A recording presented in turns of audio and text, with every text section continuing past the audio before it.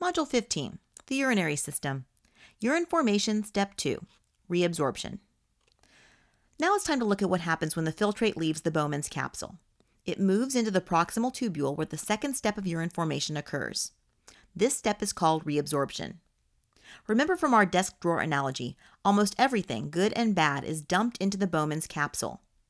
It's now time to take the useful molecules from the filtrate and move them back into the blood, leaving the waste molecules to be removed in the urine. Look at the efferent arteriole here.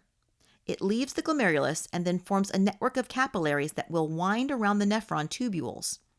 These are the peritubular capillaries. As the filtrate moves through the nephron tubules, any material that's useful to the blood will pass across the tubule wall and back into the blood capillaries. That's reabsorption. The good molecules that are filtered out are reabsorbed back. Reabsorption can occur because the walls of the nephron tubules are thin. The proximal tubule wall is made up of simple cuboidal epithelium. It has to be cuboidal instead of squamous because the cell machinery needs to be present for reabsorption to happen. There's a lot of surface area in the nephron tubules, which increases the reabsorption rate. They have more surface area due to what's called a brush border on the inside tubule walls. Just like the little extensions of the cells within the small intestine, these little extensions help to increase the surface area of the cells so that the rate of reabsorption can increase. Most of the reabsorption happens in the proximal tubule. About 65% of the needed water and almost 100% of the needed glucose moves back in here. Now remember that some nephrons have a loop of Henle.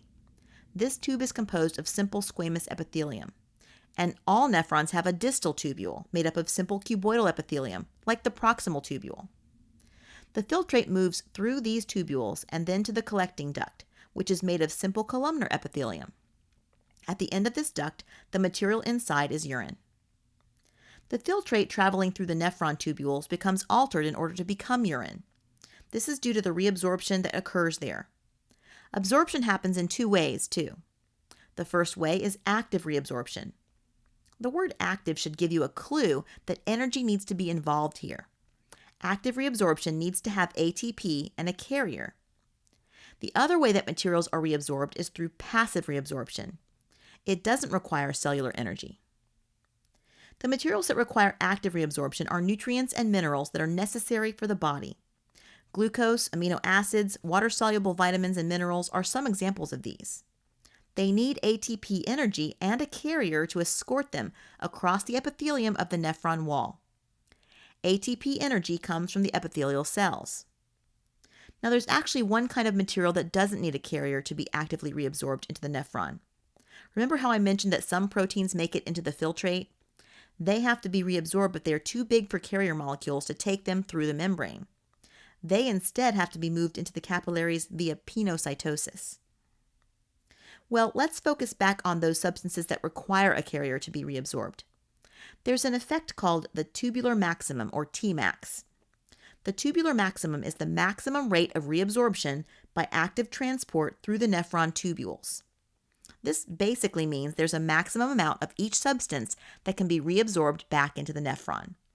That's a good thing, because there's a specific amount of each substance that should be in the blood for homeostasis. A good example of this is with glucose. It's a molecule that is actively reabsorbed into the blood. If there is too much glucose in the filtrate, then all the glucose carriers are busy, and some of that glucose is left in the urine. Under normal circumstances, all the glucose makes it back to the blood, though. If there's glucose left behind in the urine, that's a potential sign of diabetes. Now, sodium ion is another substance that's actively reabsorbed into the blood, but it's normal for the urine to contain sodium ions. That's because you almost always take in more sodium in your diet than the Tmax in the nephron. So the nephron will only reabsorb as much sodium ion as is necessary, leaving some sodium in the urine. The tubular maximum then is the way that the kidney is able to control exactly how much of each substance is reabsorbed. If a substance needs active reabsorption, but there are no more carriers available, then it remains in the urine to be disposed of. Now let's discuss passive reabsorption. Remember, passive reabsorption doesn't need ATP. Because of this, there's no control as to how much of a passively reabsorbed substance can move back into the blood. Water is passively reabsorbed. It's a much smaller molecule and it can easily pass through the membranes without a carrier. Additionally, it's being drawn back into the blood because of a difference in osmotic pressure. Remember how proteins, for the most part, were not able to pass into the filtrate in the Bowman's capsule? They are much more concentrated in the network of capillaries that surround the nephron tubules. And there are lots of nutrient molecules that have been actively reabsorbed into the peritubular capillaries too. So this greater concentration of materials in the blood draws water to move into the capillaries. As the water leaves the nephron, though, the concentration of materials in the filtrate increases. It's less dilute. The waste molecules left behind in the filtrate are not actively reabsorbed because, well, they are wastes.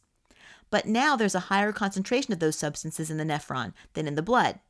Some of these substances are small enough, and if they are, they can diffuse through the nephron wall and into the blood. And that's not a good thing. An example of this is urea. Urea is a waste material that's pretty small, so it can diffuse back through the peritubular capillaries. Therefore, as water is reabsorbed, then urea will want to flow back into the blood too, because diffusion demands it to go from an area of high concentration to an area of low concentration. That's why there's always a little bit of urea found in the blood, though most of it remains in the urine. Another example of passive reabsorption is with chloride ions. Remember that sodium ions are actively reabsorbed, but as they move into the peritubular capillaries, they create an imbalance of charges. That's because sodium ions are positively charged. So that results in an overall positive charge in the peritubular capillaries. This draws the negatively charged chloride ions into the capillaries, a movement that doesn't require an expenditure of energy.